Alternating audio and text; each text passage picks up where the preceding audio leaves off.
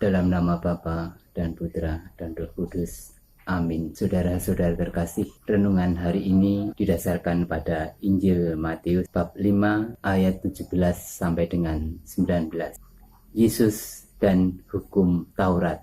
Di atas bukit kepada murid-muridnya, Yesus berkata, "Janganlah kamu menyangka bahwa aku datang untuk meniadakan hukum Taurat dan kitab para nabi. Aku datang bukan untuk meniadakannya, melainkan untuk menggenapinya. Karena aku berkata kepadamu, sesungguhnya selama belum lenyap langit dan bumi ini, satu iota atau satu titik pun tidak akan ditiadakan dari hukum Taurat sebelum semuanya terjadi. Karena itu, siapa yang meniadakan salah satu perintah hukum Taurat, sekalipun yang paling kecil, dan mengajarkannya demikian kepada orang lain, ia akan menduduki tempat yang paling rendah di dalam kerajaan surga. Tetapi siapa yang melakukan dan mengajarkan segala perintah-perintah hukum Taurat, ia akan menduduki tempat yang tinggi di dalam kerajaan surga." Demikianlah sabda Tuhan.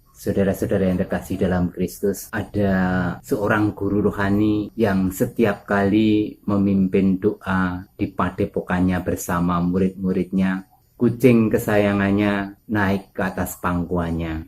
Maka sang guru rohani ini mengikat kucing itu dengan tali jubahnya di kaki kursi di dekatnya. Suatu ketika guru rohani ini meninggal dunia, maka murid senior diminta menggantikannya. Si murid senior ini pun kemudian mencari kucing dan mengikatnya setiap kali memimpin doa. Suatu ketika terdapat pertikaian, warna bulu kucing diperdebatkan, berat kucingnya diperdebatkan, jenis kelamin kucingnya, usia kucingnya. Kucing ini harus didapat di mana asal-usulnya. Mengenai tali jubah untuk mengikat kucing juga dipermasalahkan. Berapa panjang, warnanya apa, terbuat dari apa. Saudara-saudara yang terkasih, satu hal yang mereka lupakan, mereka tidak pernah memahami apa yang menjadi latar belakang atau semangat dasar dari sang guru rohani ketika dia mengikat kucing yang berada di pangkuannya. Alasan dasarnya adalah supaya fokus perhatiannya tidak terganggu. Saudara-saudara yang terkasih, cerita ini bisa membantu kita untuk memahami refleksi orang beriman terkait Yesus dengan hukum Taurat. Yesus mempunyai sikap yang positif terhadap hukum Taurat dan kitab para nabi. Yesus tidak akan meniadakannya. Bahkan Yesus mengatakan, siapa yang mengajarkan yang paling kecil, dia itu mendapat tempat yang paling tinggi dalam kerajaan surga. Sebelum langit dan bumi ini lenyap, satu iota, satu titik pun, Yesus tidak akan melenyapkannya. Satu iota, satu titik seperti huruf I, ada titik kecil, atau dalam bahasa Jawa E dan E atau E ada coret kecil, itu tidak akan dilenyapkan. Yesus menghargai keberadaan kitab-kitab yang ada. Yesus berkata, aku datang untuk menggenapinya. Yesus datang bukan untuk meniadakannya. Menggenapinya berarti mengembalikan kepada semangat dasarnya, kepada roh yang sejati. Peraturan-peraturan yang dibuat, misalnya kalau di tingkat RT, tamu harap lapor, tamu wajib lapor 1 kali 24 jam. Peraturan yang mendasar ini di dalam praktek pelaksanaannya dibuat peraturan, tamu lapor membawa KTP, membawa SIM-C, membawa KK.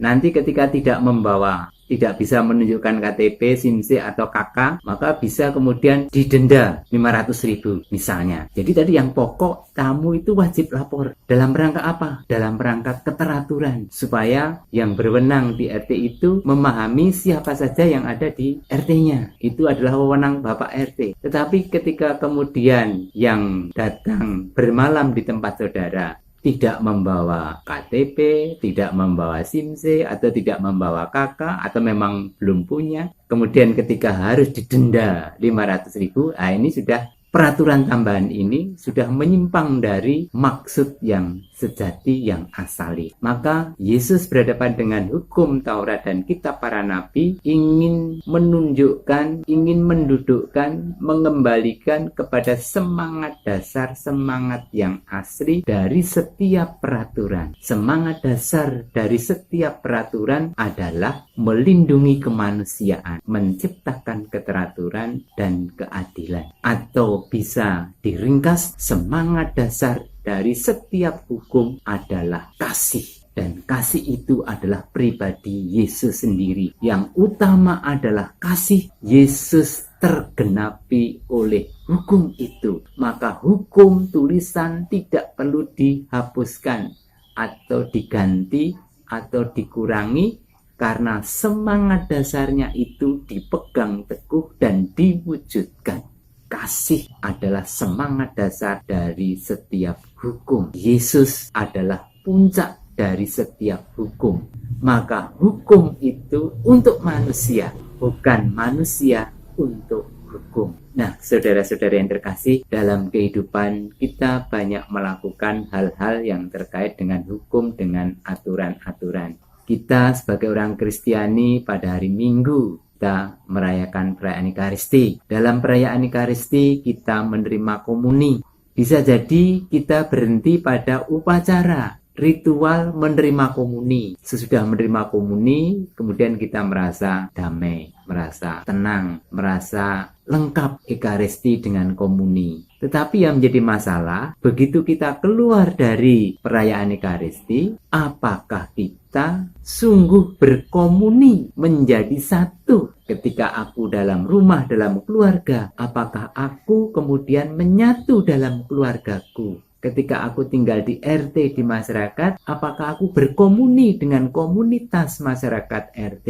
Ketika aku di perjalanan, entah naik kendaraan umum atau kendaraan pribadi, ketika di jalan raya, apakah aku berkomuni menjadi satu dengan komunitas yang saya hadapi? Sehingga komuni tidak berhenti pada saat ritual perayaan Ekaristi, tapi komuni justru dimulai ketika selesai perayaan Ekaristi. Begitu keluar dari gedung gereja, saya punya tugas untuk membangun komuni di komunitas yang saya hadapi. Saya menjadi sehati, sepikir, sepenanggungan, saya melibatkan diri dalam kehidupan yang saya hadapi. Perayaan Ekaristi adalah perayaan syukur. Justru Ekaristi dimulai ketika saya keluar dari gedung gereja. Di situ hidup saya mesti bersifat ekaristis. Hidup saya hidup yang penuh bersyukur karena saya sudah komuni, saya sudah bersatu dengan Allah, saya bersatu dengan Yesus secara sakramental. Hidup saya, warna dasarnya, semangat dasarnya, rohnya adalah syukur. Dan itu dalam keadaan apapun juga yang saya alami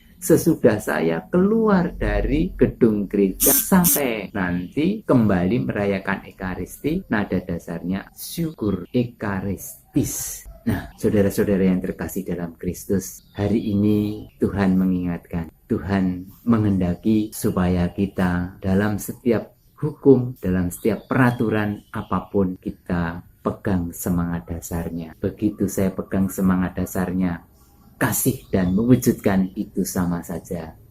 Saya memegang Yesus, memegang kehendak Allah dan mewujudkan. Kita tidak menjadi ritualistik, tidak menjadi legalistik, tidak menjadi formalistis, tetapi kita melaksanakan hukum, peraturan sebagai bagian hidup saya, sebagai dikehendaki Tuhan untuk mewujudkan kasih. Hukum sebagai bagian dari hidup saya, bagian dari saya mengasihi saudara-saudara yang saya jumpai dalam hidup sehari-hari. Itulah komunitas saya, komunitas kasih. Kita mau seperti itu?